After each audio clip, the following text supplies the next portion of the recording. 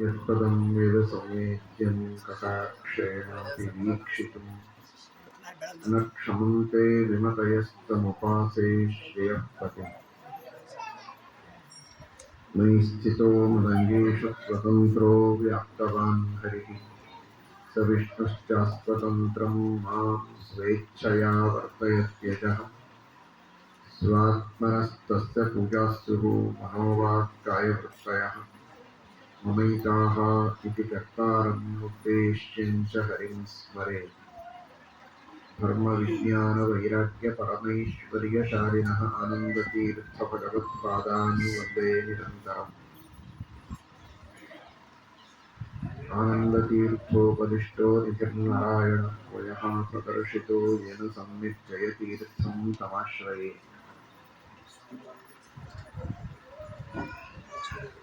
सत्यधीरकराब्जोत्थः ज्ञानवैराग्यसागरः सत्यज्ञानाख्यतरणिः स्वान्तध्वान्तं निकृन्ततु। सत्याभिज्ञकराब्जोत्थान् पञ्चाशद्वर्षपूजकान् सत्यप्रमोदतीर्थार्यान् नौमि न्यायसुधारकान्।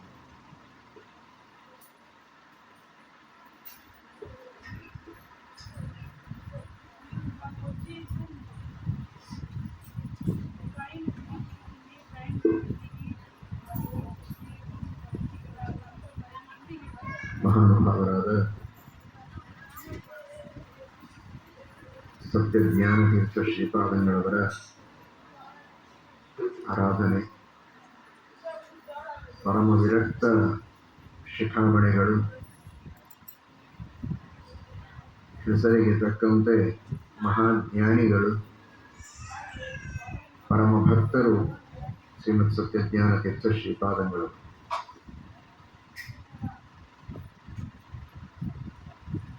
ಅವರು ಮಹಾವಿರಕ್ತ ಶಿಖಾಮಣಿಗಳಾಗಿದ್ದರು ಅಂತನ್ನುವುದಕ್ಕೆ ಅವರ ಜೀವನದ ಚರಿತ್ರೆಯಲ್ಲಿ ಹಿರಿಯರಿಂದ ಕೇಳಿ ತಿಳಿದದ್ದನ್ನು ನಾವು ಚಿಂತನೆ ಮಾಡಿದರೆ ಸ್ಪಷ್ಟವಾಗಿ ಗೊತ್ತಾಗತ್ತೆ ಅವರ ವೈರಾಗ್ಯ ಎಂತಹ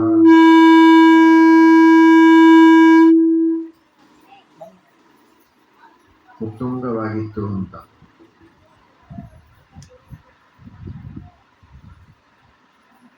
ಪೂರ್ವಾಶ್ರಮದಲ್ಲಿ ಶ್ರೀಮತ್ ಸತ್ಯಜ್ಞಾನತೀರ್ಥ ಶ್ರೀಪಾದಂಗಳವರು ಕಿನ್ನಾಳ ಜಯಾಚಾರ್ಯರಾಗಿರುವಾಗ ಎಲ್ಲರಂತೆ ಚೆನ್ನಾಗಿ ಊಟವನ್ನು ಮಾಡುವ ಶಕ್ತಿ ಇದ್ದವರೇ. ಆಗಿನ ಕಾಲಕ್ಕೆ ಸಾಮಾನ್ಯವಾಗಿಯೇ ಜನರು ಊಟ ಮಾಡುವಂತಹ ಸ್ಥಿತಿ ರೀತಿ ಬೇರೆ ಇತ್ತು. ಈಗಿನ ಹಾಗಲ್ಲ. ಈಗೆಲ್ಲ ಒಂದು ಸೌಟು ಅರ್ಧ ಸೌಟು ಇದೆಲ್ಲ ಲೆಕ್ಕ. ಆಗೆಲ್ಲ ಮರದ ಗಟ್ಟಲೆ ಲೆಕ್ಕ. ಮರದಿಂದ ಅನ್ನ ಹಾಕು,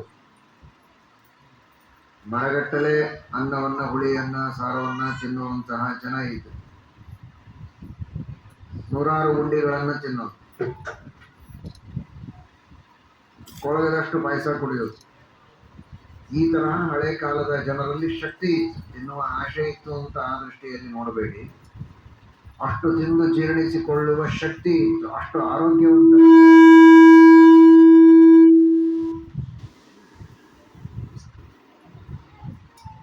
ಅಂತಹ ಒಂದು ಕಾಲ. ಹಾಗೆ ಎಲ್ಲರಂತೆ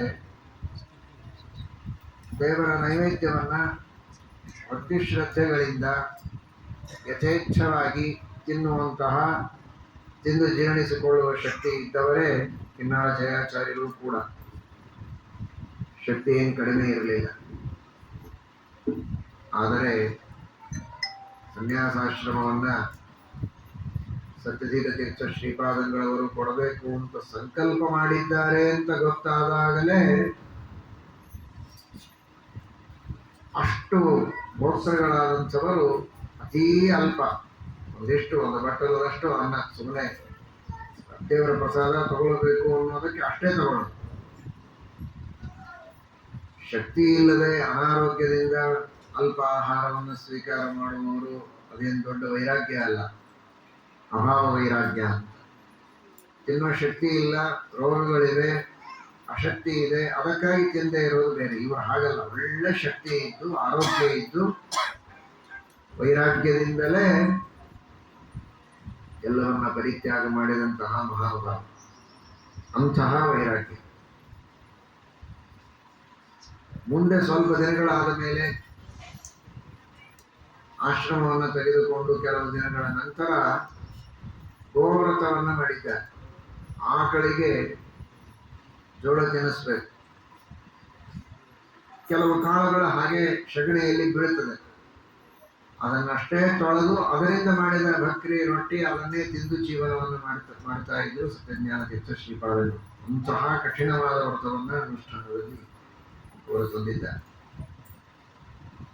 ಯುಧಿಷ್ಠಿರ ಆ ರೀತಿ ಮಾಡಿದ ಗೋವ್ರತವನ್ನ ಅಂತ ಮಹಾಭಾರತ ತಾತ್ಪರ್ಯದಲ್ಲಿ ಶ್ರೀಮದಾಚಾರ್ಯರು ತಿಳಿಸ್ತಾರೆ. ಬದಲಾದ ಶ್ರೀಪಾದಂಗಳವರು ಪುನಃ ವ್ಯಾಖ್ಯಾನದಲ್ಲಿ ಅದನ್ನು ವಿವರಣೆ ಮಾಡ್ತಾರೆ, ಗೋವ್ರತ ಅಂದ್ರೆ ಏನು. ಆ ತರಹದ ವ್ರತವನ್ನ ಅಷ್ಟು ನಿಷ್ಠೆಯಿಂದ ಮಾಡಿದ ಮಹಾನುಭಾವರು ಸತ್ಯಜ್ಞಾನ ತೀರ್ಥ ಶ್ರೀಪಾದಂಗಳವರು ಅಂದ್ರೆ ಅವರ ವೈರಾಗ್ಯ ಹೇಗಿತ್ತು ಅಂತ ಚಿಂತನೆ ಮಾಡಬಹುದು. ಮಧ್ವನವಮಿ ಉತ್ಸವವನ್ನ ಮಹಾವೈಭವದಿಂದ ಆಚರಣೆ ಮಾಡ್ತಾ ಇದ್ರು. ಶ್ರೀಮನ್ ಮಧ್ವ ಸಿದ್ಧಾಂತ ಅಭಿವೃದ್ಧಿಕಾರಿಣಿ ಸಭಾ ಪ್ರಾರಂಭವಾದದ್ದೇ ಶ್ರೀಮತ್ ಸತ್ಯ ಜ್ಞಾನತೀರ್ಥ ಶ್ರೀಪಾದಂಗಳವರ ಕಾಲದಲ್ಲಿ. ಮೊದಲಿನಿಂದಲೂ ಸಭಾ ವಿದ್ವಾಂಸರ ವಿಶೇಷವಾದಂತಹ ವಾಕ್ಯಾರ್ಥಗಳು ಇವುಗಳೆಲ್ಲ ನಡೀತಾನೇ ಇತ್ತು. ಆದರೆ ಅದಕ್ಕೊಂದು ವಿಶೇಷವಾದ ಸ್ವರೂಪವನ್ನು ಕೊಟ್ಟು ಶ್ರೀಮನ್ ಮಧ್ವ ಸಿದ್ಧಾಂತ ಅಭಿವೃದ್ಧಿಕಾರಿಣಿ ಸಭಾ ಅಂತ ಹೆಸರಿಟ್ಟು ಶ್ರೀಮತ್ ಸತ್ಯ ಧ್ಯಾನತೀರ್ಥ ಶ್ರೀಪಾದಂಗಳವರ ಪೂರ್ವಾಶ್ರಮ ಕೊಲ್ಲಹಳ್ಳಿ ಸೇತುರಾಮಾಚಾರ್ಯರು ಅವರ ಒಂದು ವಿಶೇಷವಾದ ಮುಂದಾಳತ್ವದಲ್ಲಿ ಸತ್ಯ ಜ್ಞಾನತೀರ್ಥ ಶ್ರೀಪಾದಂಗಳವರು ಈ ಮಧ್ವ ಸಿದ್ಧಾಂತ ಅಭಿವೃದ್ಧಿಕಾರಿಣಿ ಸಭೆಯನ್ನ ನಡೆಸ್ತಾ ಇದ್ದದ್ದು ಮೊಳಖೇಡದಲ್ಲಿ. ಆಗಿನ ಕಾಲದಲ್ಲಿ ಮೊಳಖೇಡದ ಪ್ರವಾಸನೆ ಬಹಳ ಕಷ್ಟ ಇತ್ತು. ನದಿ ಬರೋದು, ನದಿ ದಾಟಿ ಹೋಗಬೇಕು, ಬ್ರಿಡ್ಜಿನ ವ್ಯವಸ್ಥೆ ಇರಲಿಲ್ಲ, ದಾಟಿಕೊಂಡು ಹೋಗಬೇಕು, ತೆಪ್ಪದಲ್ಲಿ ಹೋಗಬೇಕು, ಕೆಸರು, ಬಹಳ ಕಷ್ಟ. ಹಳ್ಳಿ ಊರು, ಬಹಳ ಪ್ರಾಚೀನ ಕಾಲದ ಪ್ರವಾಸದ ಸೌಕರ್ಯಗಳು ಕಡಿಮೆ ಇದ್ದಂತಹ ಕಾಲ. ಆದರೂ ಭಕ್ತರು ಭಕ್ತಿಯಿಂದ ಶ್ರದ್ಧೆಯಿಂದ ಬರ್ತಾ ಇದ್ರು. ಶ್ರೀಮದ್ ಟೀಕಾಕೃತ್ಪಾದರ ಮೂಲ ವೃಂದಾವನದ ದರ್ಶನ, ಅಕ್ಷೋಭಿತೀರ್ಥರ ರಘುನಾಥರ ದರ್ಶನ, ಭಕ್ತಿಯಿಂದ ಶ್ರದ್ಧೆಯಿಂದ ಎಷ್ಟೇ ಕಷ್ಟ ಆದರೂ ಜನ ಬರ್ತಾ ಇದ್ರು, ಕಾರ್ಯಕ್ರಮಗಳು ನಡೀತಾ ಇತ್ತು. ಆದರೆ ಅವತ್ತು ನಿರೀಕ್ಷೆಗಿಂತಲೂ ಜನ ಹೆಚ್ಚಾಯಿತು. ಎಷ್ಟು ಅಡಿಗೆ ಮಾಡಿಸಿದ್ರು ಅದಕ್ಕಿಂತ ಜನ ಹೆಚ್ಚಾಯಿತು. ಸರಿ, ಬಂದ ಮೇಲೆ ವ್ಯವಸ್ಥೆ ಆಗಲೇಬೇಕು, ಕೂಡಲೇ ಮತ್ತೆ ಅನ್ನ ಮಾಡಿ ಜನಗಳಿಗೆ ವ್ಯವಸ್ಥೆಯನ್ನು ಮಾಡಿದ್ದಾರೆ. ಒಂದೇ ಒಂದು ಆ ಸಂದರ್ಭದಲ್ಲಿ ಆದದ್ದು ಅನಿವಾರ್ಯ ಕಾರಣಗಳಿಂದ ಆದಂತಹ ಅನಾನುಕೂಲತೆ ಅಂದರೆ ಅಕ್ಕಿ ತೊಳೆದು ಶುದ್ಧ ಮಾಡಿ ಅದನ್ನು ಹಾಕಬೇಕು, ಅಷ್ಟು ಮಾಡಲಿಕ್ಕೆ ಆಗಲಿಲ್ಲ. ಜನಗಳೆಲ್ಲ ಊಟಕ್ಕೆ ಕೂತಿದ್ದಾರೆ, ಅನ್ನ ಒದಗಿಸ್ಬೇಕು. ಹಾಗಾಗಿ ಚೀಲದಿಂದ ಹಾಗೇ ನೇರವಾಗಿ ಹಟ್ಟೆಗೆ ಅಕ್ಕಿ ಶುರುವಿದ್ದಾರೆ. ಸ್ವಲ್ಪ ಹರಳುಗಳು ಅಕ್ಕಿ ಆರಿಸಿ ಹಾಕಲಿಕ್ಕೆ ಸಮಯ ಇರಲಿಲ್ಲ. ಆದ್ದರಿಂದ ಕೆಲವು ಹರಳು ಕಲ್ಲು ಬಂದಿದೆ, ಎಲ್ಲ ಆಗಿದೆ. ಮಧ್ಯಮಧ್ಯದಲ್ಲಿ ಕಲ್ಲು ಬರೋದು, ಹರಡುವುದು, ಅದನ್ನು ತಕ್ಕೊಂಡು ತಿನ್ನೋ ಪ್ರಸಂಗ ಬಂತು ಕೆಲವು ಪಂಕ್ತಿಗಳಿಗೆ. ಕೊನೆ ಪಂಕ್ತಿಯಲ್ಲಿ ದಕ್ಷಿಣೆ ಕೊಡುವುದಕ್ಕೆ ಸತ್ಯಜ್ಞಾನ ತೀರ್ಥ ಶ್ರೀಪಾದಂಗಳವರು ಹೋದಾಗ ಎಲ್ಲರೂ ವಿನೀತರು, ಶ್ರದ್ಧಾವಂತರು, ಪ್ರಸಾದ ಅಂತ ಸ್ವೀಕಾರ ಮಾಡುವವರು. ಆದರೆ ಕೆಲವರು ಅದೇನೋ ದೇವರ ಪ್ರೇರಣೆ ಗೊತ್ತಿಲ್ಲ, ಸ್ವಾಮಿಗಳಿಗೆ ಸ್ವತಃ ಪಂಕ್ತಿಯಲ್ಲಿ ಕುಳಿತ ಒಬ್ಬ ವ್ಯಕ್ತಿ ನೀವು ಇಂಥ ಅನ್ನನೇ ಊಟ ಮಾಡ್ತೀರಾ ಅಂತ ಅಂದ್ಬಿಟ್ಟ. ಅದೇ ಕೊನೆ. ಇಡೀ ಜೀವನ ಅವತ್ತಿನಿಂದ ಸತ್ಯಜ್ಞಾನ ತೀರ್ಥ ಶ್ರೀಪಾದಂಗಳವರು ಅನ್ನವನ್ನೇ ಸ್ವೀಕಾರ ಮಾಡಿಲ್ಲ, ಅನ್ನನೇ ಬಿಟ್ಬಿಟ್ಟು. ಪಂಕ್ತಿಯಲ್ಲಿ ಕುಳಿತವರಿಗೆ ಹೀಗೆ ಸಮಸ್ಯೆ ಆಗಿದೆ ಅಂತ ಯಾವಾಗ ಅವರಿಗೆ ಅನಿಸ್ತೋ ಆ ದಿನ ಅನ್ನವನ್ನು ಬಿಟ್ಟವರು ಅವರು ವೃಂದಾವನಸ್ಥರಾಗುವವರಿಗೆ ಅನ್ನನೇ ತಗೊಂಡು. ಅಂತಹ ವೈರಾಗ್ಯ. ವ್ಯವಸ್ಥಿತವಾಗಿ ಎಲ್ಲರಿಗೂ ಅನ್ನದಾನ ಆಗಬೇಕು. ಮುಂದೆ ಎಲ್ಲ ವ್ಯವಸ್ಥೆ ಚೆನ್ನಾಗಿ ಮಾಡಿದರು. ಆದರೆ ಆ ದಿನ ಆ ಭಕ್ತನ ಬಾಯಿಯಿಂದ ಆ ಮಾತು ಬಂತು, ಅವತ್ತೇ ಅನ್ನ ಬಿಟ್ಟು. ಇಂತಹ ವಿರಕ್ತ ಶಿಖಾಮಣಿಗಳು ಸತ್ಯಜ್ಞಾನತೀರ್ಥ ಶ್ರೀಪಾದ. ಅವರಿಗೆ ಜ್ವರ ಬಂದರೆ ಅವರ ಪೂರ್ವಾಶ್ರಮದ ಅಣ್ಣಂದಿರು ಗೋವಿಂದಾಚಾರ್ಯರು ಏನಿದ್ರು ವಿಶೇಷವಾದ ಅಭಿಮಾನ, ಸ್ವಾಮಿಗಳು ಹೆಚ್ಚು ಆರೋಗ್ಯದ ಕಡೆಗೆ ಗಮನ ಕೊಡೋದಿಲ್ಲ ಅನ್ನೋದಕ್ಕೆ ಕೊಚ್ಕೊಳ್ಬೇಕು, ಬೆಚ್ಚಗೆ ಇರಬೇಕು ಅಂತ ಬೇಕಾದಷ್ಟು ಹೇಳಬೇಕು. ಅದೆಲ್ಲ ಬೇಡ. ಕೊನೆಗೆ ಸ್ವಾಮಿಗಳಿಗೆ ಎಷ್ಟು ಹೇಳಿದ್ರು ಯಾರು ಕೇಳ್ತಾ ಇರಲಿಲ್ಲ ಅಂತ ಎಲ್ಲರೂ ಸುಮ್ಮನಾದ್ರು. ಹಾಗೆ ಚಳಿಯಲ್ಲಿ ಫಲಕ ಶಾಟಿ ಅದನ್ನೇ ಹಚ್ಕೊಂಡು ಮಲಗಬೇಕು.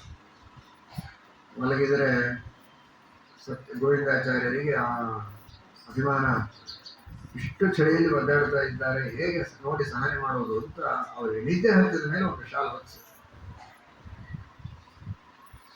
ಮಧ್ಯದಲ್ಲಿ ರಾತ್ರಿ ಎಚ್ಚರ ಆಯ್ತಾ.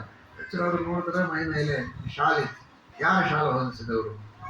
ಬೇರೆ ಯಾರಾದರೂ ಹೊದಿಸಿದ್ರೆ ಚೆನ್ನಾಗಿ ಬೈತಾ ಇದ್ರು. ಆದರೆ ಹಿರಿಯರು ಗೋವಿಂದಾಚಾರ್ಯ ಹೊದಿಸಿದ್ದಾರೆ ಅಂತ ಗೊತ್ತಾದ್ಮೇಲೆ ಸುಮ್ಮನೆ ಇದ್ರು. ಆದರೆ ಆ ಶಾಲ ಕಿತ್ತೆ ಎಸೆದು, ಆಗಿನ ಕಾಲಕ್ಕೆ ದೊಡ್ಡ ದೊಡ್ಡ ಕೊಳವೆಗಳು ಮಠದಲ್ಲಿ, ರಾಮ ಲಕ್ಷ್ಮಣ ಅಂತ ಕೊಳವೆಗಳು 16,000 ಜನರಿಗೆ ಮಾಡುವಷ್ಟು.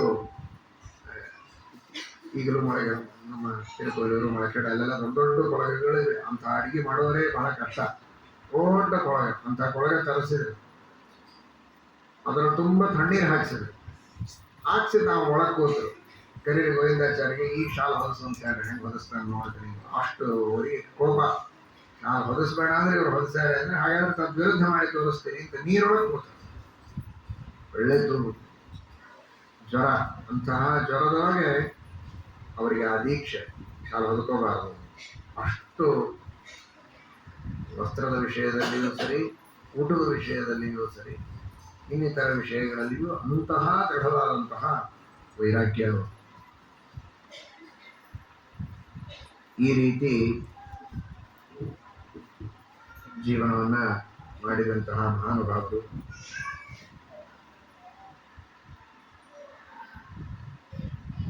ಇನ್ನು ಅವರ ವೈರಾಗ್ಯದ ಬಗ್ಗೆ ಬೇಕಾದಷ್ಟಿದೆ. ಕೇವಲ ಗುರುಗಳ ಸ್ಮರಣೆ ಮಾಡುವುದಕ್ಕೆ ಇಷ್ಟೇ ಅಂತ ತಿಳ್ಕೋಬಾರ್ದು. ಅದರಂತೆ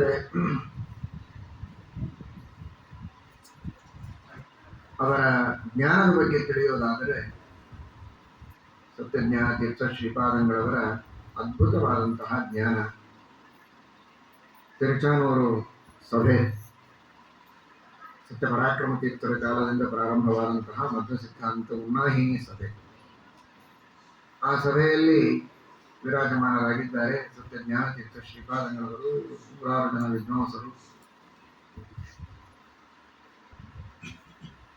ಯಾರೋ ಮಾತನಾಡಿಕೊಂಡದ್ದು ಕಿವಿಗೆ ಬಿತ್ತು. ಹೆಸರಿಗೆ ಸತ್ಯಜ್ಞಾನರು, ಹೆಸರಿಗೆ ತಕ್ಕಂತೆ ಇಲ್ಲ ಅವರು. ಹೆಸರೇನೋ ಬಹಳ ಚೆನ್ನಾಗಿದೆ, ಕ್ಷೀರಸಾಗರ ಭಟ್ಟಾಚಾರ್ಯ ಅಂತ ಹೆಸರಿರುತ್ತದೆ. ಮನೆಯೊಳಗೆ ಮಜ್ಜಿಗೆಗೂ ಗತಿ ಇರೋದಿಲ್ಲ. ಆ ತರಹದ ಪರಿಸ್ಥಿತಿ ಇದೆ ಅಂತ. ಸ್ವಲ್ಪ ಜ್ಞಾನ ಇದೆ ಅಂತಂದ್ರೆ ಜನರಿಗೆ ಸ್ವಲ್ಪ ಅಹಂಕಾರ ಬರುತ್ತೆ. ಜ್ಞಾನವೋ ದುರ್ವಿದಗ್ಧಂ ಬ್ರಹ್ಮಾಪಿ ನರಂ ನರಂಜಯತಿ. ಹಾಗೆ ಇರೋ ಸ್ವಲ್ಪ ಜ್ಞಾನಕ್ಕೆ ಅಹಂಕಾರದಿಂದ ಗುರುಗಳಿಗೆ ತಿರಸ್ಕಾರ ಆಗೋ ಹಾಗೆ ಮಾತು. ಅದು ನೇರವಾಗಿ ಆಡಿದ್ದಲ್ಲ, ಯಾರೋ ಮಾತಾಡಿದ್ದು ಅದು ಕಾರಣೋಪಕರಣವಾಗಿ ಸ್ವಾಮಿಗಳ ಕಿವಿಗೆ ಬಿತ್ತು. ಸ್ವಾಮಿಗಳಿಗೇನು ಬಹಳ ಬೇಜಾರಾಗಿಲ್ಲ, ಹೇಳಿ ಕೇಳಿ ವಿರಕ್ತ. ಅವ್ರಿಗೆ ಯಾರೇನಂದ್ರೆ ಏನು ಮಹತ್ವ ಅಲ್ಲ. ಆದರೆ ಪೀಠದ ಬಗ್ಗೆ ಶಿಷ್ಯರಿಗೆ ಅಗೌರವ ಬರಬಾರದು, ಸಂಸ್ಥಾನದ ಬಗ್ಗೆ ಸರಿಯಾದ ಕಲ್ಪನೆ ಇರಬೇಕು ಅಂತನ್ನುವುದಕ್ಕೋಸ್ಕರ ಮತ್ತು ಸಿದ್ಧಾಂತ ಉನ್ನಾಹಿನಿ ಸಭಾ ನಡೆದಂತಹ ಸಂದರ್ಭದಲ್ಲಿ ಶ್ರೀಮನ್ ನ್ಯಾಯಸುಧಾ ಗ್ರಂಥವನ್ನು ಸಂಪೂರ್ಣ, ಹಳೆ ಕಾಲಕ್ಕೆ ಹೀಗೆ ಪುಸ್ತಕಗಳೆಲ್ಲ ಇರ್ತಿರಲಿಲ್ಲ, ಎಲ್ಲ ವಾಲಿ ಪುಸ್ತಕಗಳು. ಆ ಪುಸ್ತಕವನ್ನು ಪೂರ್ಣ ಮುಂದೆ ಇಟ್ಟು, ಆ ಪುಸ್ತಕವನ್ನು ಯಾರು ಎಲ್ಲಿ ತೆಗೆದು ಕೇಳಿದರೂ ಅಲ್ಲಿ ನಾವು ಆ ಶ್ರೀಮನ್ ನ್ಯಾಯಸುಧಾ ಗ್ರಂಥದ ಅನುವಾದವನ್ನು ಮಾಡುವುದಕ್ಕೆ ಸಿದ್ಧರಾಗಿದ್ದೇವೆ ಅಂತ ಹೇಳಿ. ಹಿಂದೆ ಮಾತನಾಡಿಕೊಂಡ್ರು ಬೇಕಾದಷ್ಟು ಪಂಡಿತರು. ಆದರೆ ಎದುರಿಗೆ ಮಾತನಾಡುವಷ್ಟು, ಸ್ವಾಮಿಗಳಿಗೆ ಪರೀಕ್ಷೆ ಮಾಡುವಷ್ಟು ಧೈರ್ಯ ಯಾರೂ ಮಾಡಲಿಲ್ಲ. ಎಲ್ಲರೂ ಸುಮ್ಮನೆ ಇದ್ರು, ಯಾರೂ ಎದ್ದು ಬರಲಿಲ್ಲ. ಸರಿ, ಹಾಗಾದರೆ ಶಲಾಕ ಅಂತ ಹೇಳಿ ತಾವೇ ಒಂದು ಕಡ್ಡಿಯನ್ನು ಮಧ್ಯದಲ್ಲಿ ಹಾಕೋದು, ಪುಸ್ತಕ ತೆಗೆದಾಗ ಯಾವ ಭಾಗ ಬರ್ತದೋ ಅದನ್ನು ಅನುವಾದ ಹಾಗೆ ಶುರು ಮಾಡಿದ್ರು. ಬೆಳಗ್ಗೆ ಶುರುವಾದದ್ದು ನಡೀತಾ ಇದೆ. ಅವ್ರಿಗೇನ ಅದರ ಬಗ್ಗೆ ಯಾವುದೇ ರೀತಿಯ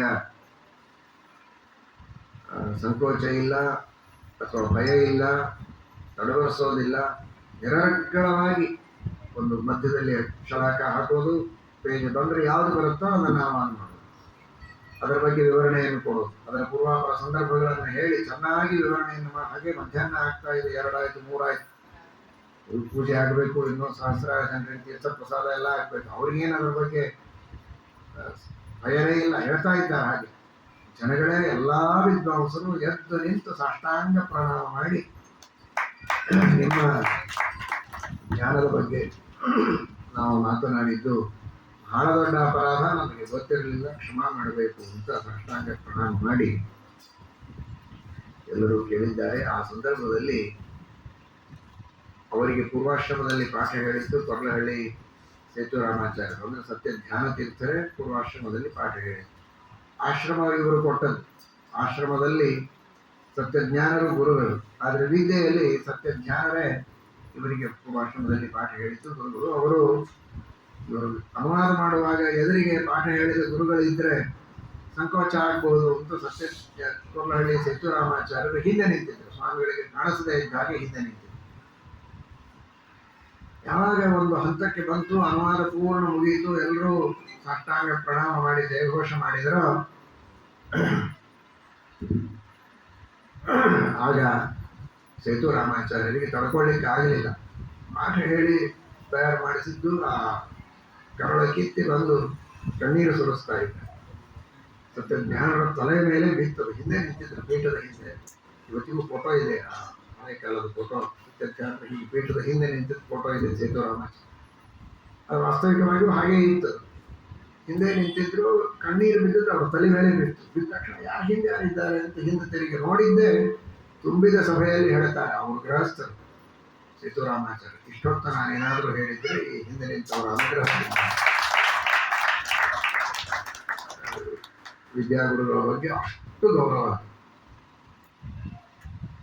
ಪೂರ್ವಾಶ್ರಮದಲ್ಲಿ ಅಂತೂ ಸತ್ಯಜ್ಞಾನತೆಯ ಕಿನ್ನಾಳ ಜಯಾಚಾರ್ಯರಾಗಿರುವಾಗ ಆತ್ಕೂರಲ್ಲಿ ಕೊರ್ಲಹಳ್ಳಿ ಸೇತುರಾಮಾಚಾರ್ಯರು ಪಾಠ ಹೇಳಿದರು.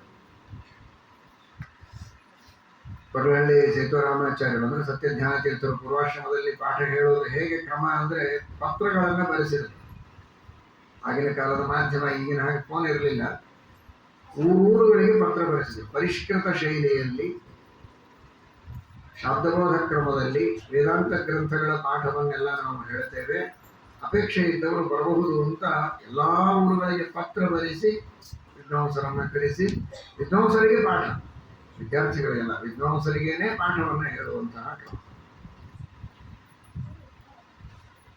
ನಮ್ಮ ಗುರುಗಳು 6 ಟಿಪ್ಪಣಿ ಸಹಿತವಾಗಿ ಶ್ರೀಮನ್ಯಾಸದ ಗ್ರಂಥವನ್ನು ಇವತ್ತು ಮುದ್ರಣ ಮಾಡಿದ್ದಾರೆ.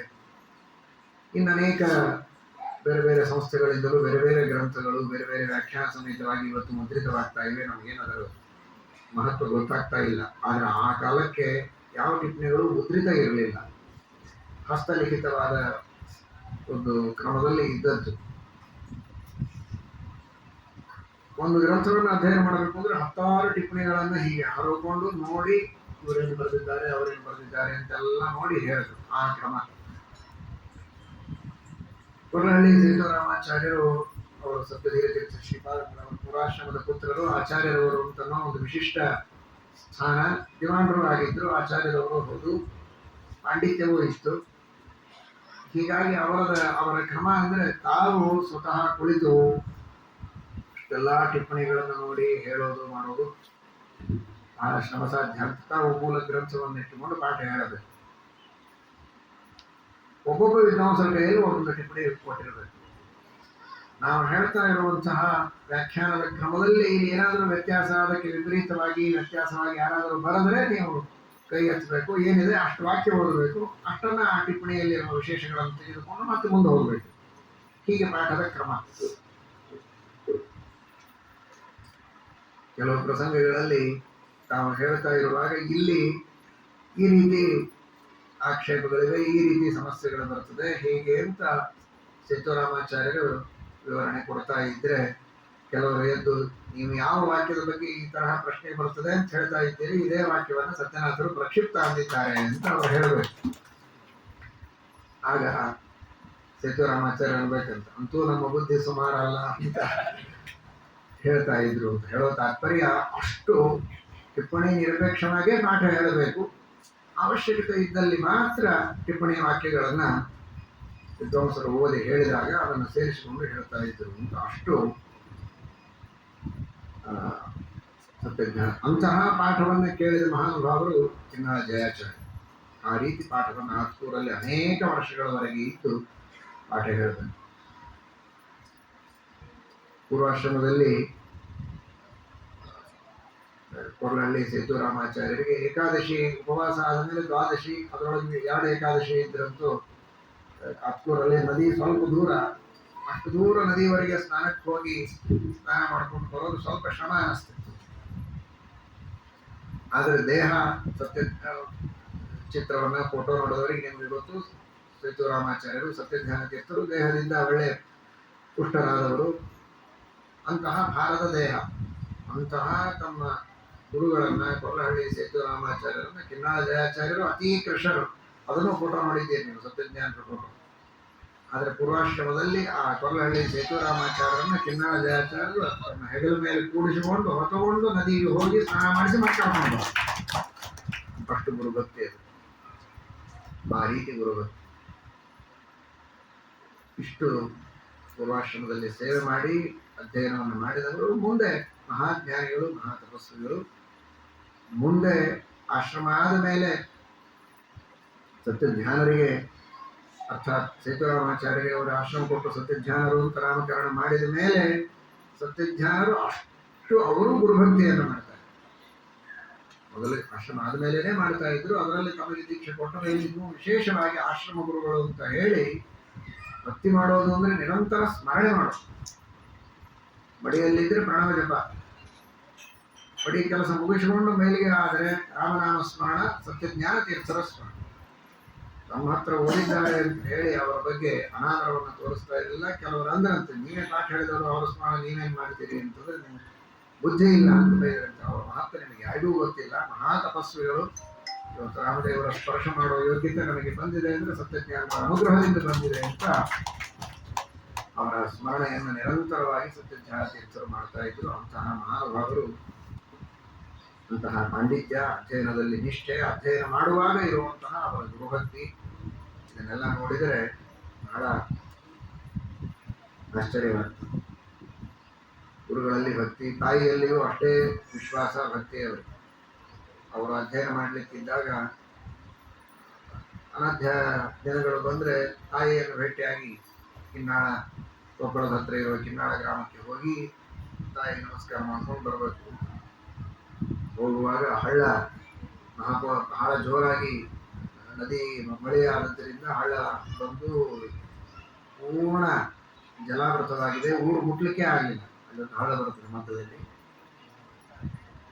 ಊರು ಮುಟ್ಲಿಕ್ಕಾಗಲಿಲ್ಲ ಅಂದ್ರೆ ಮಧ್ಯದೊಳಗೆ ಒಂದು ದ್ವೀಪ, ಸ್ವಲ್ಪ ಎತ್ತರ ತಿನ್ನಿ ಇತ್ತು. ಅವಷ್ಟೇ ಸ್ಥಳ. 3 ದಿವಸ ನೀರೇ ಇಳಿದಿಲ್ಲ. ಅಲ್ಲೇ ಸ್ನಾನ ಮಾಡೋದು, ಸಂಧ್ಯಾವಂದನ ಮಾಡೋದು, ಉಪವಾಸ 3 ದಿವಸ ಕುಳಿತು ಹಾಗೆ ನೀರೆಲ್ಲ ಇಳಿದ ಮೇಲೆ ಹೋಗಿ ತಾಯಿಗೆ ಭೇಟಿಯಾಗಿ ನಮಸ್ಕಾರ ಮಾಡಿ ಬಂದರು. ಅಷ್ಟು ತಾಯಿಯ ಮೇಲೆ ವಿಶ್ವಾಸ. ಈ ರೀತಿ ಅವರಿಗೆ ಹಿರಿಯರಲ್ಲಿ ಆದರ ಗೌರವಗಳಿತ್ತು ಅಂತ ನಾವು ಕೇಳ್ತೀವಿ. ಇನ್ನು ಅವರ ಭಕ್ತಿ ನೋಡಬೇಕು ಅಂದ್ರೆ ವೆಂಕಟೇಶ ದೇವರ ಯಾತ್ರೆಗೆ ಹೋಗಿದ್ದಾರೆ ಶುಕ್ರವಾರ. ಅವತ್ತು ಅಭಿಷೇಕ ಇದೆ ಅಂತ ಹೇಳಿ ಇವರು ಹೋಗೋದ್ರೊಳಗೆ ಏನೋ ಮಳೆ ಬಹಳ ಆಗಿ ಸಮಸ್ಯೆಯಾಗಿ ಬೇಗ ಮುಟ್ಲಿಕ್ಕೆ ಆಗಲಿಲ್ಲ. ಬೆಟ್ಟ ಹತ್ತಿ ಹೋಗ್ತಾ ಇದ್ದಾರೆ. ಹೋಗೋದು ಸ್ವಲ್ಪ ವಿಳಂಬ ಆಯಿತು. ಅಷ್ಟರೊಳಗೆ ಅಭಿಷೇಕ ಮುಗಿದಿತ್ತು, ಬಾಗಿಲ ಹಾಕಿತ್ತು.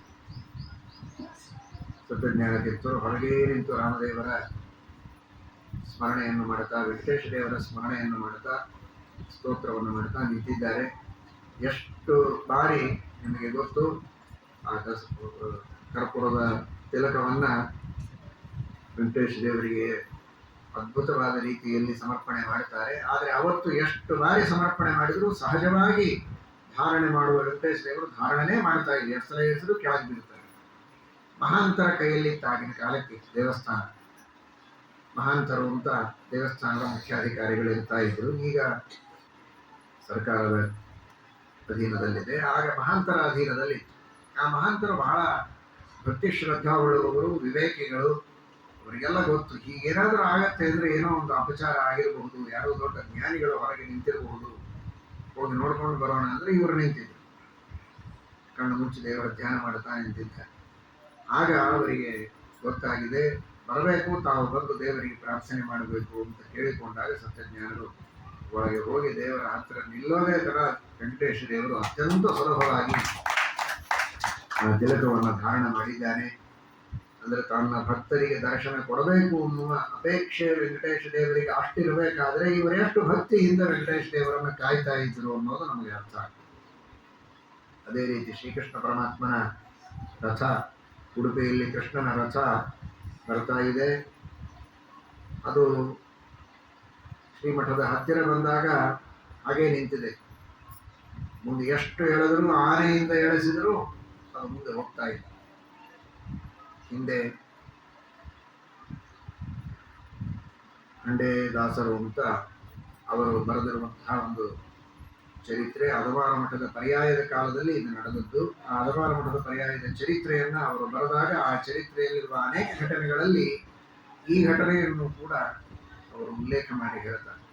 ಮನೆಗೆ ಸತ್ಯಜ್ಞಾನ ತೀರ್ಥ ಶ್ರೀಪಾದಂಗಳವರು ಯಾವಾಗ ಬಂದಿದ್ದಾರೆ, ಬಂದು ದರ್ಶನವನ್ನು ಪಡೆದಿದ್ದಾರೆ, ಆಗ ಶ್ರೀಕೃಷ್ಣ ಪರಮಾತ್ಮ ಇವರಿಗೆ ದರ್ಶನ ಕೊಟ್ಟು ಅನುಗ್ರಹವನ್ನು ಮಾಡಿ ಮತ್ತೆ ಮುಂದೆ ಸಾಗಿದ್ದಾನೆ. ಅಂದರೆ ಕೃಷ್ಣ ಪರಮಾತ್ಮನಲ್ಲಿ ಮಾಡುವ ಭಕ್ತಿ ಎಷ್ಟು, ವೆಂಕಟೇಶ ದೇವರಲ್ಲಿ ಇವರು ಮಾಡುವಂತಹ ಭಕ್ತಿ ಎಷ್ಟು ಅನ್ನುವುದನ್ನು ನಾವು ಅರ್ಥ ಮಾಡಿಕೊಳ್ಳಬಹುದು. ಅಂತಹ ಭಕ್ತಿ, ಅಂತಹ ವೈರಾಗ್ಯ, ಅಂತಹ ಜ್ಞಾನ ಸತ್ಯಜ್ಞಾನ ತೀರ್ಥ ಶ್ರೀಪಾದಂಗಳವರಲ್ಲಿ ಇದ್ದದ್ದು ಅಂತ ನಾವು ಕೇಳ್ತೇವೆ. ನವವೃಂದಾವನದಲ್ಲಿ ಆಗಿನ ಕಾಲದಲ್ಲಿ ಎಲ್ಲ ದುರಸ್ತಿಯನ್ನು ಮಾಡಿ ಸುತ್ತಲೂ ಕಾಂಪೌಂಡ್ ಕಟ್ಟಿಸಿ ಅಲ್ಲೆಲ್ಲ ವ್ಯವಸ್ಥಿತವಾದ ರೀತಿಯ ಕಲ್ಲುಗಳನ್ನು ಹಾಕಿಸಿ ವಿಶೇಷವಾದ ಸೇವೆಯನ್ನು ಅಲ್ಲಿರುವಂತಹ ಗುರುಗಳಿಗೆ ಮಾಡಿದ್ದು, ಅವತಾರತ್ರಯದ ಪ್ರಾಣದೇವರನ್ನು ಅಲ್ಲಿ ಸ್ಥಾಪನೆ ಮಾಡಿದ್ದು ಮಹಾನುಭಾವರು ಶ್ರೀಮತ್ ಸತ್ಯಜ್ಞಾನ ತೀರ್ಥ ಶ್ರೀಪಾದಂಗಳವರು. ಇಂತಹ ಒಂದು ವಿಶಿಷ್ಟವಾದ ಪ್ರಾಣದೇವರ ಸೇವೆಯನ್ನು ಮಾಡಿದವರು. ಪೂರ್ವಾರ ಪ್ರಾಣದೇವರ ವಿಶೇಷವಾದ ಸೇವೆಯನ್ನು ಮಾಡಿದಂತಹ ಮಹಾನುಭಾವರು. ಪ್ರಾಣದೇವರು ಪೂರ್ವಾರದಲ್ಲಿ ಸಂಚಾರ ಕ್ರಮೇಣ ಹೋಗಿದ್ದಾರೆ. ಒಬ್ಬರ ಮನೆಯಲ್ಲಿ ಪೂಜೆ ಇದೆ. ಮಾರನೇ ದಿವಸ ಪೂಜೆ ಇದೆ. ಹಿಂದಿನ ದಿವಸ ಸ್ವಪ್ನದಲ್ಲಿ ಪ್ರಾಣದೇವರು ಹೇಳ್ತಾರೆ, ರಾಮದೇವರ ಪೂಜೆಗೆ ನಮಗೆ ಆಮಂತ್ರಣನೇ ಕೊಟ್ಟಿಲ್ವಲ್ಲ ಅಂತ. ಆಗ ತಾಯಿ ಇಟ್ಟು ನಮಸ್ಕಾರ ಮಾಡಿ ತಾವು ಬರಬೇಕು ಅಂತ ಹೇಳಿ ಪ್ರಾಣದೇವರಿಗೆ ಆಮಂತ್ರಣವನ್ನು ಕೊಟ್ಟಿದ್ದಾರೆ ಶ್ರೀಮಠನ ಪರವಾಗಿ. ಅದು ಪ್ರತ್ಯಕ್ಷವಾಗಿ ಎಲ್ಲರೂ ನೋಡಿದ್ದಾರೆ, ಅನುಭವಿಸಿದ್ದಾರೆ ಅಂತ ಹೇಳ್ತಾರೆ. ಆ ಪೂರ್ವಾರ ಪ್ರಾಣದೇವರ ಗುಡಿಯಿಂದ ಯಾವ ಮನೆಯಲ್ಲಿ ಭಿಕ್ಷೆ ಇತ್ತೋ ಅವರ ಮನೆಯವರೆಗೆ ಚಳಿ ಹಾಕಿಸಿ, ರಂಗವಲ್ಲಿ ಹಾಕಿಸಿ ಪ್ರಾಣದೇವರಿಗೆ ಸ್ವಾಗತ ಮಾಡುವ ಹಾಗೆ ಎಲ್ಲ ವ್ಯವಸ್ಥೆಯನ್ನು ಮಾಡಿ ಅವರೇ ಬಂದು ರಾಮದೇವರ ಪೂಜೆಯನ್ನು ಮಾಡ್ತಾರೆ ಅನ್ನೋ ಅನುಸಂಧಾನ. ಆ ಪ್ರಾಣದೇವರ ದೇವಸ್ಥಾನದಿಂದ ಗಾಳಿ ಜೋರಾಗಿ ಬಂದು ಆ ಮನೆಯವರೆಗೆ ಬಂದದ್ದನ್ನು ಎಲ್ಲ ಇದ್ದಂಥವರು ಅನುಭವಿಸಿದ್ದಾರೆ. ಆ ರೀತಿ ಪ್ರಾಣದೇವರ ವಿಶೇಷವಾದಂತಹ ಯಲಗೂರು ಪ್ರಾಣದೇವರ ಸೇವೆಯನ್ನು ಮಾಡುವಂತಹ ಅನೇಕ ಭಕ್ತರಿಗೆ ಯಲಗೂರು ಪ್ರಾಣದೇವರು ಸೂಚನೆ ಕೊಟ್ಟಿದ್ದಾರೆ. ನಾವು ಸತ್ಯಜ್ಞಾನದ ಯಾತ್ರೆಗೆ ಹೊರಟಿದ್ರು, ಅವರ ಜೊತೆಗೆ ನಾವು ಉಡುಪಿ ಯಾತ್ರೆಗೆ ಹೊರಟಿದ್ದೇವೆ. ಯಾತ್ರೆಗೆ ಹೋಗಿ ಬರೋ ತನಕ ಇಲ್ಲಿ ಯಾರೂ ಸೇವೆ ಮಾಡಬೇಡ್ರಿ, ನಾವು ಅವರ ಜೊತೆಗೆ ಇರ್ತೇವೆ, ಆಮೇಲೆ ನೀವು ಸೇವೆ ಮಾಡ್ರಿ ಅಂತ ಸ್ವಪ್ನ ಆಯಿತು. ಅಷ್ಟು ಸತ್ಯಜ್ಞಾನದ ಮೇಲೆ ಮುಖ್ಯ ಪ್ರಾಣದೇವರ ಒಂದು ವಿಶೇಷವಾಗಿರುವಂತಹ ಅನುಗ್ರಹ. ರಂಗಾಪುರ ಅಂತ ಬಿದರಹಳ್ಳಿ ಹತ್ತಿರ, ಬಿದರಹಳ್ಳಿ ನದಿಯ ಈ ದಡದಲ್ಲಿದ್ದರೆ ಆ ಕಡೆಗೆ ರಂಗಾಪುರ, ಅಲ್ಲಿ ನರಸಿಂಹದೇವರ ದೇವಸ್ಥಾನ.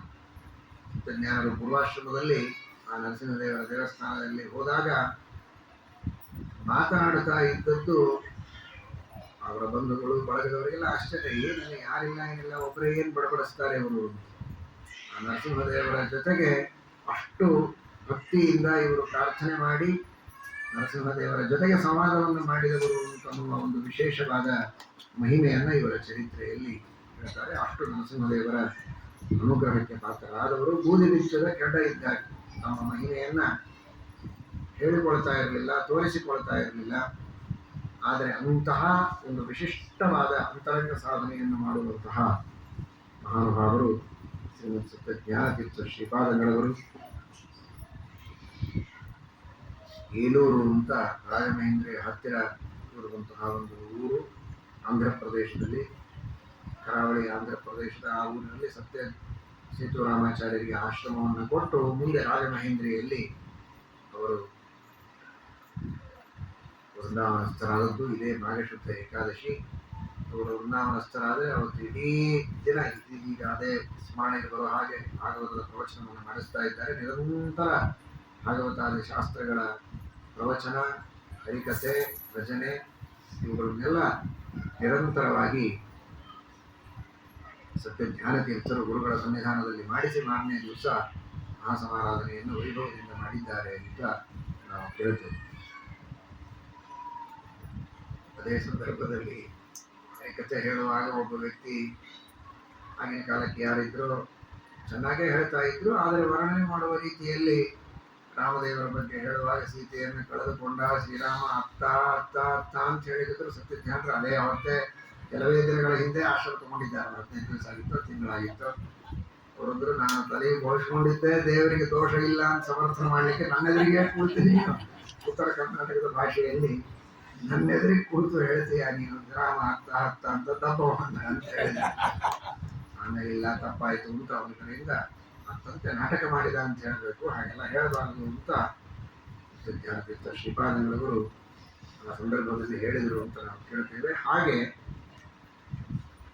ಪ್ರತಿ ವರ್ಷವೂ ದ್ವಾದಶಿ ಅಂತ ದಿವಸ ಕೆಲವು ಸಂದರ್ಭಗಳಲ್ಲಿ ಸಾಧನೆ ದ್ವಾದಶಿ ಬರಬೇಕು. ಬಂದರೂ ಕೂಡ 10,000, 20,000, 30,000 ಜನರಿಗೆ ಏಕಾಪೋಷಣದಲ್ಲಿ ಎಲ್ಲರಿಗೂ ಭೋಜನದ ವ್ಯವಸ್ಥೆಯನ್ನು ಸತ್ಯ ಧ್ಯಾನತೀರ್ಥ ಶ್ರೀಪಾದಂಗಳವರು ನಿರಂತರವಾಗಿ 30 ವರ್ಷ ತಮ್ಮ ವೇದಾಂತ ಸಾಮ್ರಾಜ್ಯದ ಆಳ್ವಿಕೆಯಲ್ಲಿ ಅಷ್ಟು ವೈಭವದಿಂದ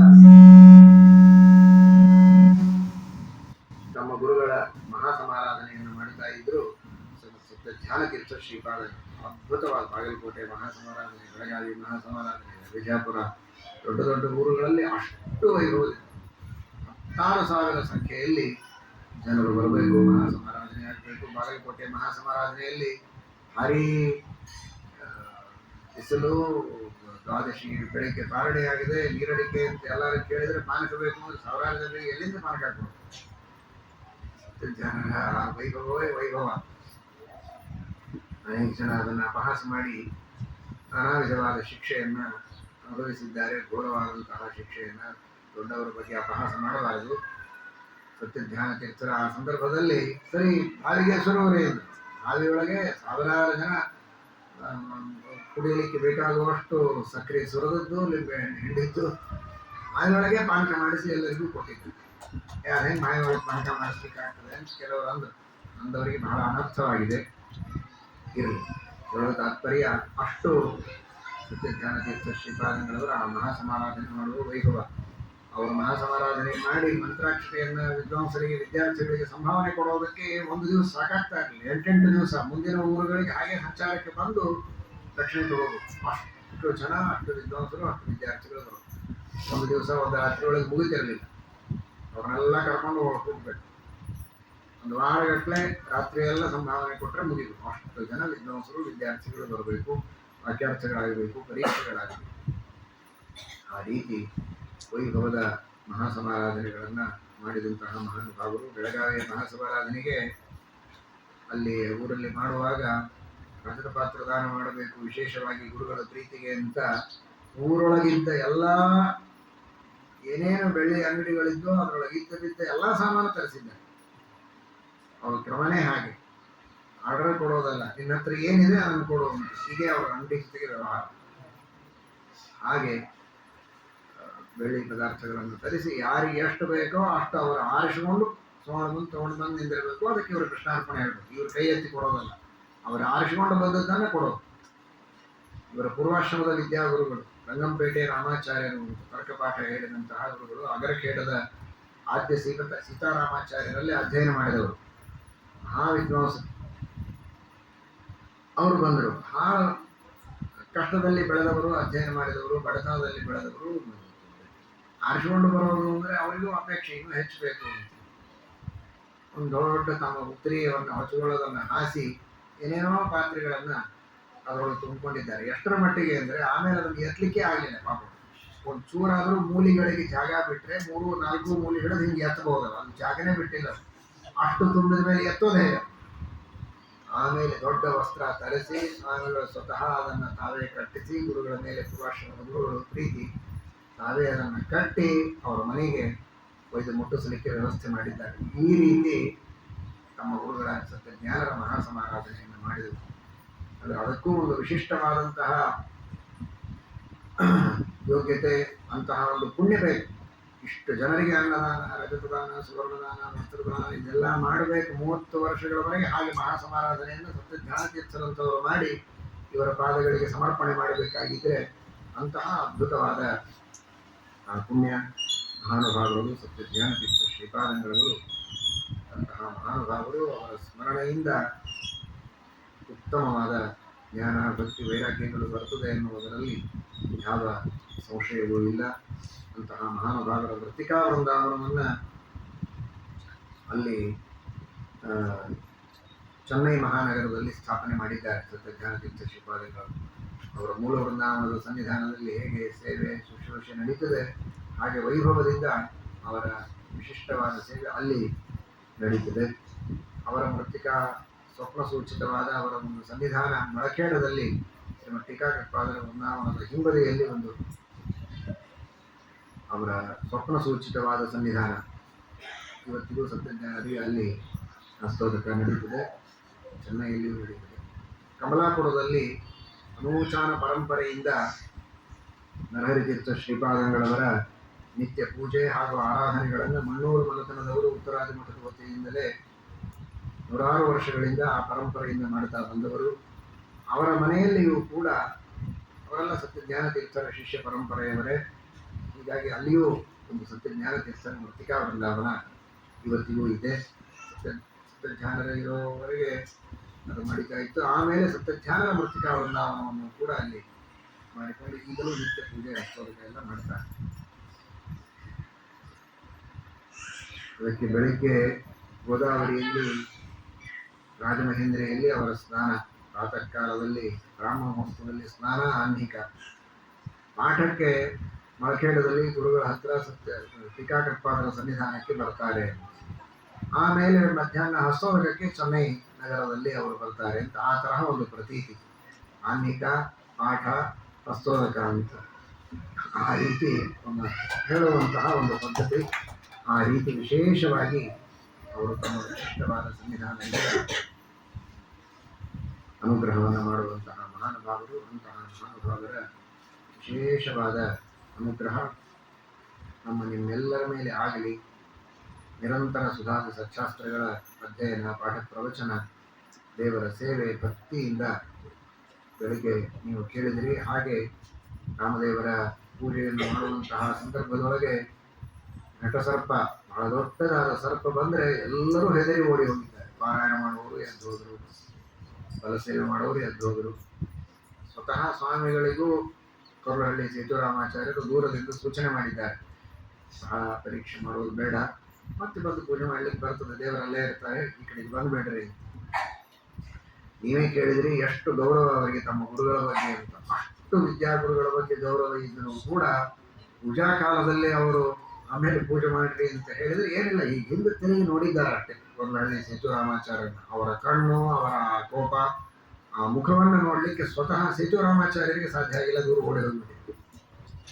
ಸತ್ಯಜ್ಞಾನರ ಬಗ್ಗೆ ಹಾಗೆ ಕೇಳ್ತೇನೆ. ಸತ್ಯಜ್ಞಾನರ ತಿರುಚಾನೂರು ಸಭೆಯಲ್ಲಿ ಅಲ್ಲಿ ಒಂದು ಪೀಠದ ಮೇಲೆ ಕಟ್ಟೆ ಮೇಲೆ ಕುಳಿತರೆ ಅವರ ಎದುರಿಗೆ ರೋಡಲ್ಲಿ ಮಠದ ಶಿಷ್ಯರಲ್ಲ ಯಾರೂ ಓಡಾಡ್ತಾ ಇರಲಿಲ್ಲ. ಸ್ವಾಮಿಗಳು ಹೊರಗೆ ಕೂತಾರೆ, ಅವರು ಒಳಗೆ ಹೋದ ಮೇಲೆ ಆ ರೋಡ್ ಒಳಗೆ ಚೆನ್ನಾಗಿ ಓಡಾಡಬೇಕು, ಬೇರೆ ಯಾರೂ ಓಡಾಡ್ತಾ ಇಲ್ಲ. ಇಷ್ಟು ಹೆದರಿಕೆ ಸ್ವಾಮಿಗಳ ಎದುರಿಗೆ ಓಡಾಡೋದು ಅಂದರೆ ಅಂಥ ಮಹಾದರ್ಪ, ಅಂತಹ ಮಹಾ ಗಾಂಭೀರ್ಯ ಇದ್ದಂತಹ ವ್ಯಕ್ತಿಗಳು ಸತ್ಯಜ್ಞಾನರು. ಅಂಥವರಿಗೆ ಸತ್ಯಜ್ಞಾನರ ಕಣ್ಣು ನೋಡಲಿಕ್ಕಾಗಲಿಲ್ಲ, ಹೆದರ ಹೋಗಿದರು. ಅಷ್ಟೇ ವೈಭವದಿಂದ ಭಕ್ತಿಯಿಂದ ರಾಮದೇವರ ಪೂಜೆಯನ್ನು ಮಾಡಿದ್ದಾರೆ. ಸರ್ಪ ಏನೂ ಮಾಡಿಲ್ಲ, ಟೀಕಾಕೃತ್ಪಾದರೇ ಬಂದಿದ್ದಾರೆ ಅಂತ ಅವರ ಅನುಸಂಧಾನ, ವಿಶೇಷವಾದ ಅವರ ಅನುಗ್ರಹ ಅದು ವಿಚಿತ್ರ ಅಂದರೆ ನಿವೃತ್ತಿ ಸಂಗಮದಲ್ಲಿ ಸತ್ಯನಿಧಿಗಳ ಸನ್ನಿಧಾನದಲ್ಲಿ ಆಗುತ್ತಿದೆ. ಅದೇ ನಿವೃತ್ತಿ ಸಂಗಮದಲ್ಲಿ ನಮ್ಮ ಗುರುಗಳು ಪೂಜೆ ಮಾಡುವ ಕಾಲಕ್ಕೂ ಸರ್ಪ ಬಂದಿದೆ. ಅದೇ ರೀತಿಯಿಂದ ಶ್ರದ್ಧೆಯಿಂದ ಯಾವ ಭಯ ಇಲ್ಲದೆ ಸಂಪೂರ್ಣ ಪೂಜೆಯನ್ನು ಮಾಡಿ ಆ ಸರ್ಪ ಹಾಗೇ ತನ್ನಷ್ಟಕ್ಕೆ ತಾನೇ ಬಂದು ದರ್ಶನ ಮಾಡಿಕೊಂಡು ಹೋಗಿದೆ ಹೊರತು ಸ್ವಾಮಿಗಳು ಪೂಜೆಯನ್ನು ನಿಲ್ಲಿಸಿಲ್ಲ. ನಮ್ಮ ಸತ್ಯಜ್ಞಾನರ ವಿಶೇಷ ಅನುಗ್ರಹ ನಮ್ಮ ಗುರುಗಳ ಮೇಲಿತ್ತು ಅನ್ನುವುದಕ್ಕೆ ಇದು ಸಾಕ್ಷಿ. ಅಂತಹ ನಮ್ಮ ಗುರುಗಳ ಸತ್ಯಜ್ಞಾನ ತೀರ್ಥ ಶ್ರೀಪಾದಗಳವರ ಸತ್ಯಜ್ಞಾನ ತೀರ್ಥರ ಅವರಲ್ಲಿ ಶ್ರೀಮದ್ ಟೀಕಾಕೃತ್ಪಾದರ ಶ್ರೀಮದ್ ಆಚಾರ್ಯರ ಮೂಲರಾಮ ವಿಜಯರಾಮ ವೇದವ್ಯಾಸದೇವರ ಅನುಗ್ರಹ ಎಲ್ಲರ ಮೇಲೆ ಆಗಲಿ ಅಂತ ಬೇರೆ ಬೇರೆ ಒಂದು ಸಲ ಚೆನ್ನೈ ನಗರದಲ್ಲಿಯೂ ಆಗಿದೆ, ಒಮ್ಮೆ ಕಮಲಾಪುರದ ಮತ್ತಿಕಾವೃಂದಾವನ ಸನ್ನಿಧಾನದಲ್ಲಿ ರಾಜಮಹೇಂದ್ರಿಯಲ್ಲಿ ಅನೇಕ ವರ್ಷಗಳ ಆರಾಧನೆಗಳನ್ನು ಮಾಡುವಂತಹ ಯೋಗ ಆಗಿತ್ತು. ಆದರೆ ಅವರಿಗೆ ಆಶ್ರಮಕ್ಕೆ ಕರೆ ಬಂದಂತಹ ಸ್ಥಳ ಇದು, ಇಲ್ಲಿ ಆರಾಧನೆ ಮಾಡುವಂತಹ ಒಂದು ಬಂದಿರಲಿಲ್ಲ. ಒಂಟಿ ಸವಾರಿ ಬಂತು ಅಂತ ಹೇಳಿ ಪಂಡರಾಚಾರ್ಯ ಹೇಳ್ತಾ ಇದ್ರು. ಒಂಟಿಯ ಮೇಲೆ ದೂತ ಸತ್ಯಧೀರರಿಂದ ಆಜ್ಞಪ್ತನಾಗಿ ಬಂದಂತಹ ದೂತ ಬಂದದ್ದು ಒಂಟಿಯ ಮೇಲೆ ಬಂದು ಸತ್ಯಜ್ಞಾನರಿಗೆ ಹೀಗೆ ಗುರುಗಳ ಆಜ್ಞೆ ಬಂದಿದೆ ಅಂತ ತಿಳಿಸಿ ಕರೆದುಕೊಂಡು ಹೋದರು ಅಂತ. ಅಂದರೆ ಇನ್ನು ಮೇಲೆ ನೀವು ಒಂಟಿಯಾಗಿರಬೇಕು, ಈ ಸಂಸಾರ ಎಲ್ಲ ಬಿಟ್ಟು ಅಂತ ಸೂಚನೆ ಮಾಡಲಿಕ್ಕೂ ಏನೋ ಒಂಟಿಯ ಮೇಲೆ ಕೊಟ್ಟು ಕಳಿಸಿದ್ದಾರೆ. ಅಲ್ಲಿಂದ ಅವರು ಹೋಗಿ ಆಶ್ರಮವನ್ನು ಸ್ವೀಕಾರ ಮಾಡಿದ್ದು, ಅಷ್ಟು ವೈರಾಗ್ಯದಿಂದ ಸ್ವೀಕಾರ ಮಾಡಿದ್ದು ಹೇಳ್ತಾರೆ. ಸತ್ಯಧೀರ ತೀರ್ಥರು ಹೀಗೆ ಕಳಿಸಿದ ಮೇಲೆ ಮುಹೂರ್ತ ನಿಶ್ಚಯ ಆಯಿತು, ಇಂಥ ದಿವಸ ಆಶ್ರಮ ಕೊಡಬೇಕು ಅಂತ ಎಲ್ಲ ಆದಮೇಲೆ ಸ್ವಲ್ಪ ದಿವಸ ಮನೆಯೊಳಗೆ ಇದ್ದು ಬರ್ರಿ, ಎಲ್ಲ ಹೆಂಡತಿ ಮಕ್ಕಳು ಎಲ್ಲರ ಜೊತೆಗೆ. ಆ ಸಣ್ಣ ಇನ್ನು ಬಹಳ ಚಿಕ್ಕ ವಯಸ್ಸಿನ ಕೂಸು ಆಚಾರ್ಯರವರು, ಪೂರ್ವಾಶ್ರಮದ ಮಗ, ಬಹಳ ಸಣ್ಣ ವಯಸ್ಸು. ಹೀಗಾಗಿ ಮಕ್ಕಳು ಹೆಂಡತಿ ಎಲ್ಲರ ಜೊತೆಗೆ ಇದ್ದು ಬರಬೇಕು ಅಂದರೆ ಹೋಗಲಿಲ್ಲ. ಆಶ್ರಮವಾಗತ್ತೆ ಅಂತ ಯಾವಾಗ ಗೊತ್ತಾಯಿತು ಆಗ ಆ ಕ್ಷಣಕ್ಕೆ ಬರೀ ಅನ್ನ ಬಿಟ್ಟದ್ದಲ್ಲ, ಮನೆ ಬಿಟ್ಟವರು ತಿರುಗಿ ಮನೆಗೆ ಹೋಗಲೇ ಇಲ್ಲ, ನೋಡಲೇ ಇಲ್ಲ, ಮಾತು ಆಡಿಸಲಿಲ್ಲ, ಹೆಂಡತಿ ಇಲ್ಲ, ಮಕ್ಕಳಿಲ್ಲ. ಆಗಲೇ ಜೀವನ್ಮುಕ್ತಿ ಅವಸ್ಥೆ ಇದ್ದಾರೆ. ಆಗಲೇ ಅವರು ಮನೆಯನ್ನು ಬಿಟ್ಟವರು ಬಿಟ್ಟೇ ಬಿಟ್ಟರು, ಆ ಕಡೆಗೆ ನೋಡಲೇ ಇಲ್ಲ. ಇಂತಹ ವೈರಾಗ್ಯದ ಒಂದು ವಿಶಿಷ್ಟವಾದಂತಹ ಅವರಿಗೆ ಚಿಕ್ಕ ಮಗು, ಪೂರ್ವಾಶ್ರಮದ ಮಗು, ಚಿಕ್ಕ ಮಗು ಆಚಾರ್ಯರವರು ಅನ್ನೋದಕ್ಕೋಸ್ಕರ ಅವರಿಗೆ ಏನೋ ಒಂದು ಬಂಗಾರದ ಹುಡುಗಾರ ಏನೋ ಒಂದು ಮಾಡಿಸಿ ಹಾಕಿದ್ದರಂತೆ. ಯಾರೋ ಅವರ ಅಣ್ಣಂದರು ಅಥವಾ ಮನೆಯಲ್ಲಿದ್ದವರು ಹಿರಿಯರು ಯಾರು ಕೂಸು ಅಂತ, ಅದನ್ನು ಅವರು ಸಹನೆ ಮಾಡಲಿಲ್ಲ. ಏನಾಗಬೇಕಾದದ್ದೆಲ್ಲ ದೇವರಿಗೆ ಆಗಬೇಕು ಅಂತ. ಅದೇ ಸಂದರ್ಭದಲ್ಲಿ ಉಡುಪಿ ಯಾತ್ರೆಗೆ ಹೋಗುವಂತಹ ಸಂದರ್ಭ ಇತ್ತು. ಆ ಮಗನ ಮೇಲೆ ಇರುವಂತಹದ್ದನ್ನು ಅದನ್ನೆಲ್ಲ ತೆಗೆಸಿ ಅದನ್ನು ಕರಗಿಸಿ ಅದನ್ನು ಶ್ರೀಕೃಷ್ಣನಿಗೆ ಸಮರ್ಪಣೆ ಮಾಡಿದ್ದಾರೆ, ಉಡುಪಿಯ ಕೃಷ್ಣನಿಗೆ ಸಮರ್ಪಣೆ ಮಾಡಿದ್ದಾರೆ.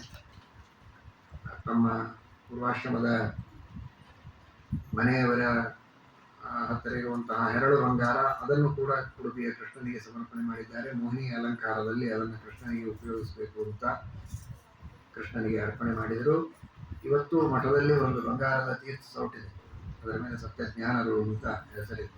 ಆ ಪೂರ್ವಾಶ್ರಮದ ಮನೆಯ ಏನು ಆಸ್ತಿ ಇತ್ತೋ ಆ ಬಂಗಾರವನ್ನು ಉಪಯೋಗಿಸಿ ತಾವು ಆಶ್ರಮ ತೆಗೆದುಕೊಂಡಾಗ ನಾಮದೇವರಿಗೆ ಅಂತ ಸಮರ್ಪಣೆ ಮಾಡಿತ್ತು. ಇವತ್ತಿಗೂ ಸತ್ಯಜ್ಞಾನರು ಅಂತ ಹೆಸರಿನಲ್ಲಿ ದೊಡ್ಡ ಬಂಗಾರದ ಎತ್ತಲಿಕ್ಕೆ ಆಗುವುದಿಲ್ಲ ಒಂದು ಕೈಯಿಂದ, ಅಷ್ಟು ಭಾರದ ತೀರ್ಥ ದೊಡ್ಡದಾದ ಸತ್ಯಜ್ಞಾನರು ಮಾಡಿಸಿ. ಹೀಗೆ ತಮ್ಮ ಎಲ್ಲ ಪೂರ್ವಾಶ್ರಮದ ಸಂಪತ್ತನ್ನು, ಆಸ್ತಿಯನ್ನು ದೇವರಿಗೆ, ರಾಮದೇವರಿಗೆ, ಕೃಷ್ಣನಿಗೆ ಸಮರ್ಪಣೆ ಮಾಡಿ ಅಂತಹ ವೈರಾಗ್ಯವನ್ನು ಮೆರೆದಂತಹ ಮಹಾನುಭಾವರು, ಅಂತಹ ಗುರುಗಳ ವಿಶೇಷ ಅನುಗ್ರಹ ಆಗಲಿ ಎಂಬುದಾಗಿ ಪ್ರಾರ್ಥನೆಯನ್ನು ಮಾಡೋಣ. ಹರೇ ನಮಃ. ಶ್ರೀಕೃಷ್ಣ.